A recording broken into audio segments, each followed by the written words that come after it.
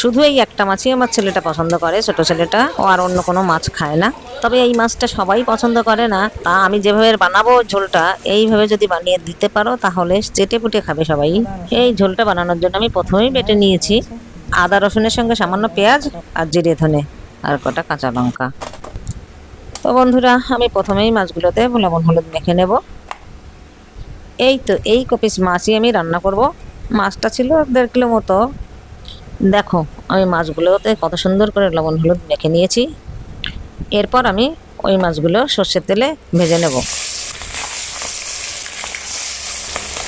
তো বন্ধুরা, এই ধরনের মাছ ভাজার সময় খুবই সাবধান। এই দেখছো তো আওয়াজ শুনে পটপট করে ফুটছে, চোখে মুখে তেল ছিটাবে। তোমরা একটু ঢাকনা দিয়ে আড়াল করে মাছটা ভেজে নেবে। আমিও কিন্তু তাই করেছি, কিন্তু তোমাদের দেখাতে পারলাম না। মাছটা একটু মোটামুটি সুন্দর করে ভাজতে হবে। এটা কি মাছ তোমাদেরকে ভিডিওর শেষে বলে দিচ্ছি বন্ধুরা।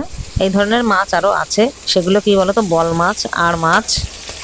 এই ধরনের মাছ একটু মশলাপাতি দিয়ে রান্না করলে খুবই সুন্দর লাগে। এগুলো সবজির সঙ্গে বেশি ভালো লাগে না, তবে মশলাপাতি দিয়েই রান্না করতে হয়। দেখো বন্ধুরা, কথা বলতে বলতে কিন্তু আমার সমস্ত মাছগুলো প্রায় ভাজা হয়েই গেল।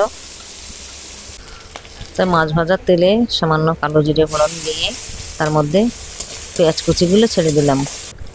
তো পেঁয়াজ কুচিগুলো একটু ভাজা ভাজা হলে ওর মধ্যে একটা টমেটো কেটে দিয়ে দিয়েছি, পরিমাণ মতো লবণ হলুদ, আর ওই পরপর বাটা মশলাগুলো দিয়ে দেবো।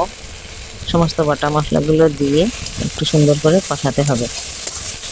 আমি কিন্তু সবসময় রান্নায় তেল কম ব্যবহার করি, তেলটা আমি কমই দিই। তা থালায় যে মশলাটা দিলাম সেটা ধুয়ে জলটা দিয়ে দিলাম, ওর মধ্যে একটু কাশ্মীরি লঙ্কার গুঁড়ি দিয়ে দিলাম, আর 2-3টে তেজপাতা দিয়ে ভালো করে কষিয়ে নিলাম। এরকম টাইপের হলে পরে জলটা দিয়ে দিতে হবে। আমি জলটা দিয়ে খানিকক্ষণ ফুটিয়ে নিয়ে তারপরে ওই ভাজা মাছগুলো ওর মধ্যে দিয়ে দেবো। তো দেখো আমার ঝোলটা অনেকটা ফুটে গেছে। এখন মাছগুলো ছেড়ে দিলাম, ছেড়ে দিয়ে খানিকটা ঢাকনা চাপা দিয়ে রান্না করতে হবে। তো আমি 4-5 মিনিট ঢেকে রান্না করলাম। তো বন্ধুরা, আমার রান্নাটা প্রায় হয়েই গেছে। এখন আমি একটু গরম মশলার গুঁড়ি দিয়ে দেবো ওর মধ্যে। গুঁড়োটা আগে থেকে বানিয়ে রেখেছিলাম। তো আমার রান্না কিন্তু কমপ্লিট, নামিয়ে নেব এক্ষুনি। এইভাবে পাঙাশ মাছের ঝোল রান্না করলে দুর্দান্ত খেতে হয় বন্ধুরা। তোমরা আরেকটা কাজ করতে পারো, এর মধ্যে একটু ধনেপাতা কুচি দিয়ে দিতে পারো, কিন্তু আমার ধনেপাতাটা ভালো ছিল না, তাই আমি দিলাম না। তো বন্ধুরা, আমার রান্নাটা হয়েই গেছে। আমার ভিডিওটা কেমন হলো অবশ্যই কমেন্টে জানাবে। আর আমার ভিডিও যদি ভালো লেগে থাকে তাহলে আমার চ্যানেলে একবার সাবস্ক্রাইব করে দিও প্লিজ।